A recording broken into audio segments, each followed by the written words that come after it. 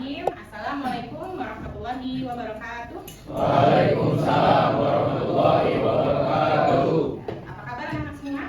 Alhamdulillah. Ya, pada hari ini kita akan belajar mengenai elastisitas permintaan dan penawaran.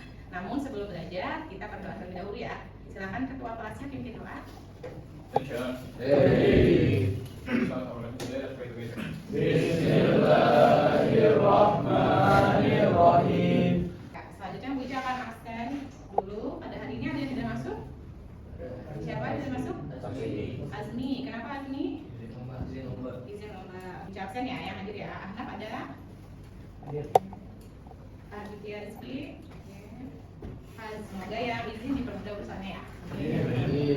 Oke, hari ini kita akan membahas tentang elastisitas permintaan dan penawaran. Ya, tujuan pembelajaran kita adalah yang pertama, siswa dapat menjelaskan pengertian elastisitas permintaan dan penawaran. Yang kedua, siswa dapat menganalisis jenis-jenis elastisitas permintaan dan penawaran. Ya. Kenapa sih kita perlu mempelajari hal ini? Karena hal ini sangat bermanfaat dalam kehidupan kita. Apa saja manfaatnya? Yang pertama, kita bisa memahami reaksi pasar terhadap perubahan harga. Ya, jadi ketika misalnya harga suatu barang naik, apa yang akan terjadi? Apakah permintaannya ikut naik, ataukah permintaannya malah turun? Jadi kita bisa memahami reaksi pasar dengan mempelajari elastisitas.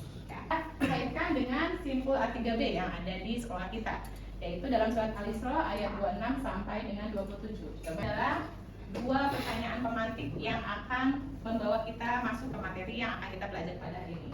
Pertanyaan yang pertama adalah, mengapa harga cabai bisa naik drastis pada musim hujan, ya, tetapi penjualan tetap tinggi? Coba siapa yang mau jawab?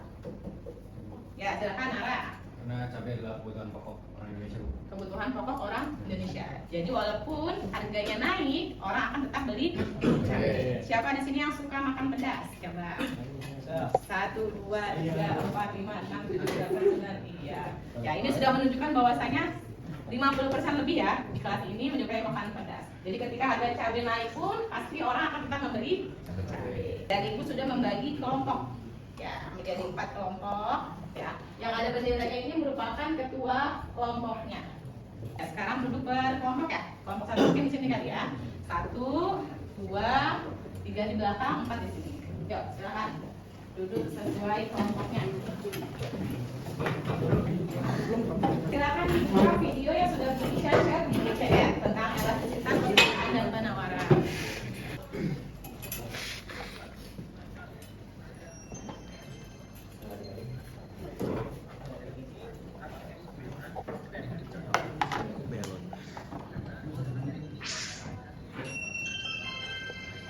Dari video yang tadi sudah kalian tonton, ya, siapa yang bisa menjelaskan tentang elastisitas penawaran? Coba, siapa yang bisa jelasin? Ya, silakan Basal. Perusahaan jumlah benda yang ditawarkan terhadap harga jual. Ya, mengukur kepekaan jumlah yang ditawarkan terhadap harga jual. Ya, tepuk tangan dulu.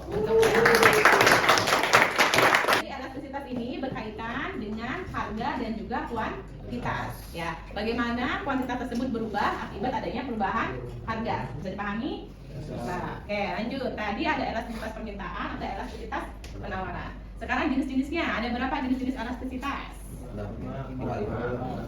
Ya, siapa yang mau jawab? Ya, silakan. Nah, Elastis, Bu. ya, elastis, Terus inelastis, inelastis, oke. uniter, Militer, elastis sempurna, elastis sempurna, makin elastis sempurna. inelastis sempurna. Ya, tepuk tangan untuk Ahnaf.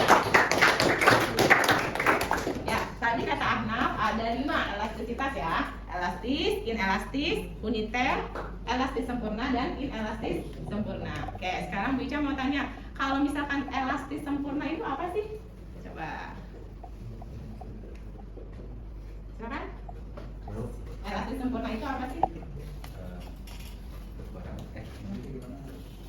Kayaknya lebih dari satu.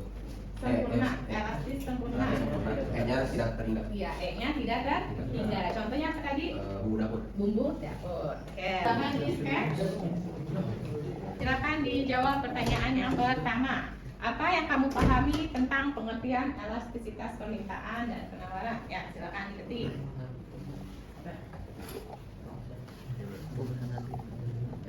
Siapa yang bisa memberikan kesimpulan pembelajaran kita hari ini? Silakan Azizan. Bahwa suatu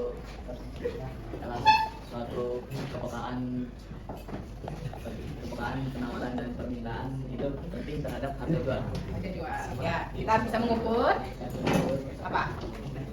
Bisa mengukur Kepekaan. penawaran dan permintaan terhadap harga jual. Oke, perubahan harga. Ya, oke, tepuk tangan untuk kita semua. Ya, kita tutup pertemuan kita pada hari ini dengan baca hamdalah. Alhamdulillah.